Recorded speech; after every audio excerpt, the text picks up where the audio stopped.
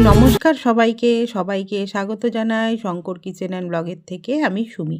তোমরা সবাই কেমন আছো? আশা করছি তোমরা সবাই ভালোই আছো।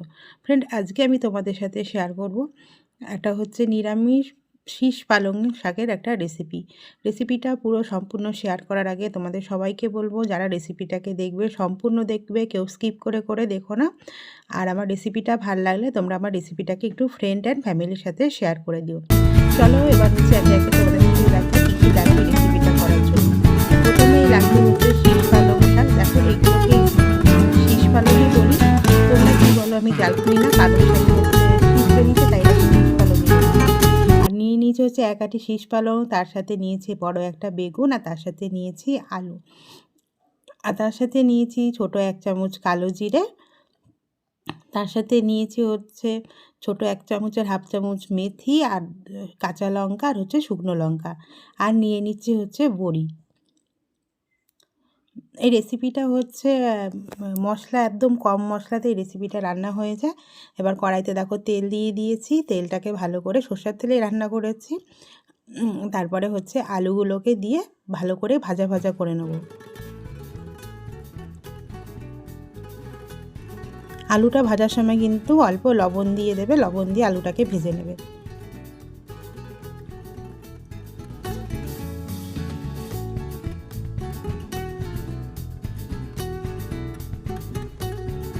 দেখো আলুটা আমার লাল লাল করে ভাজা হয়ে গেছে। এবার এর সাথে দিয়ে দিচ্ছি হচ্ছে বড় একটা বেগুন নিয়েছিলাম, বেগুনটা। আলুটা আমি আলু আর বেগুন একসাথে ভেজেছি, তোমরা কিন্তু চাইলে আলাদা আলাদা ভাজতে পারো।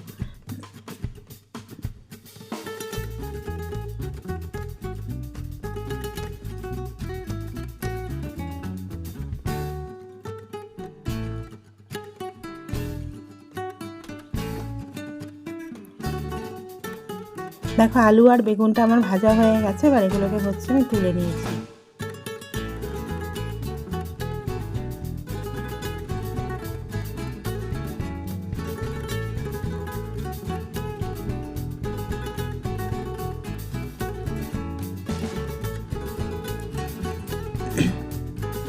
বেগুনগুলোকেও দেখো এগুলোকে কিন্তু একদম লাল লাল করেই ভাজবে, আলু আর বেগুনটাকে মানে একদম পুরো ভেজেই নেবে। আবার এই তেলের মধ্যে দিয়ে দিচ্ছি হচ্ছে বড়ি। বড়িগুলোকেও দিয়ে ভালো করে লাল লাল করে ভেজে নেবে। বড়িগুলো চাইলে তোমরা ডিপ ফ্রাই করতে পারো, আমি এরকম হচ্ছে হালকা শ্যালো ফ্রাই করেছি। বড়িগুলোকে এবার তুলে নিচ্ছি।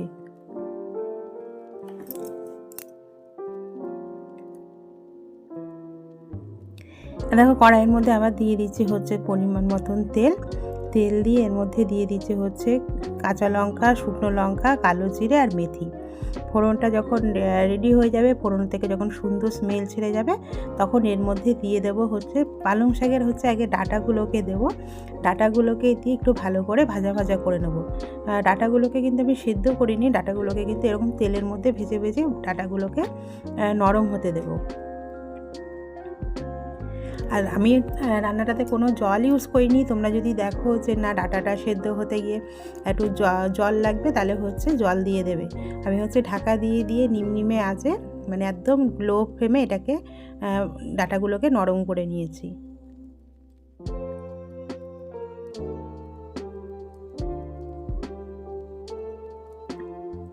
দেখো ডাঁটাগুলো কিন্তু আমার ভালো করে ভাজা ভাজা হয়ে গেছে। এবার এর মধ্যে আমি অ্যাড করে দেব হচ্ছে পালং শাকগুলো।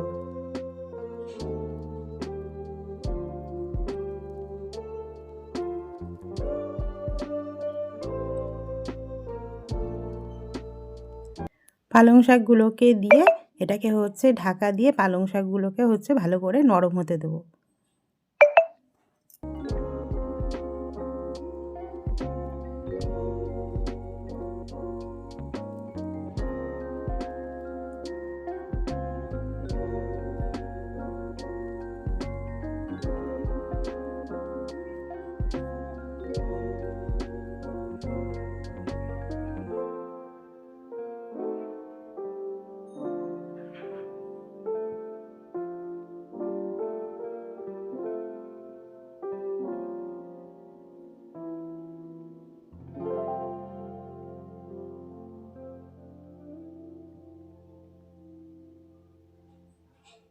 এবার উপর থেকে দিয়ে দিচ্ছি হচ্ছে পরিমাণ মতন হলুদ। আমি ছোট 1 চামচ হলুদ দিয়েছি। হলুদ দিয়ে এটাকে ভালো করে মিক্সড হতে দেবো হলুদের সাথে।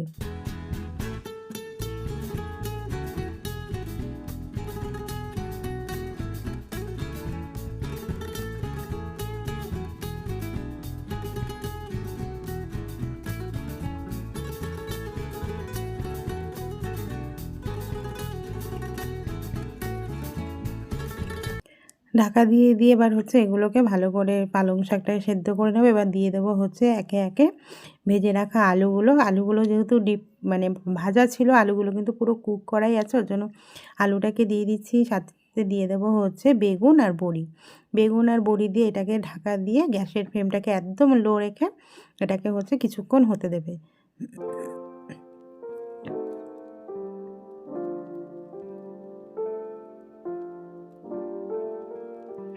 এগুলো যেহেতু সব ভাজাই ছিল, এগুলোকে হচ্ছে এবার ভালো করে শাকটার সাথে ডাঁটাটার সাথে ভালো করে বেগুন, আলু আর হচ্ছে বড়ি এগুলোকে হচ্ছে ভালো করে মিক্সড করে দেবো।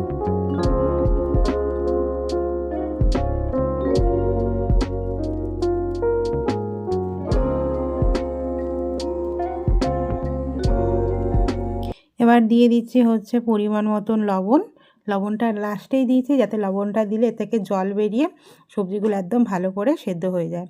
এবার দিয়ে দিলাম হচ্ছে, যেহেতু নিরামিষ তরকারি, 1 চামচ চিনি দিয়ে এটাকে হচ্ছে ভালো করে মিক্সড করে নাও, তাহলেই রেডি হয়ে যাবে আমাদের হচ্ছে শীষ পালং শাকের রেসিপি। আর বন্ধুরা, তোমাদের সবাইকে বলবো, তোমাদের যদি আমার রেসিপিটা ভালো লেগে থাকে, কেউ যদি আমার চ্যানেলটাকে নতুন ভিজিট করে থাকো, প্লিজ আমার চ্যানেলটাকে একটু সাবস্ক্রাইব করে দিয়ে আমার পাশে থেকো। আর পাশে থাকা বেল আইকনটাকেও প্রেস করে দিও, যাতে হচ্ছে আমার কোনো ভিডিও বা কোনো নোটিফিকেশান চাইলে যেটা হচ্ছে সহজেই তোমাদের কাছে পৌঁছে যেতে পারে। পুরনো বন্ধুদেরকেও বলবো, তোমাদের যদি আমার রেসিপিটা ভালো লাগে, ফ্রেন্ড অ্যান্ড ফ্যামিলির সাথে রেসিপিটাকে একটু শেয়ার করে দিও।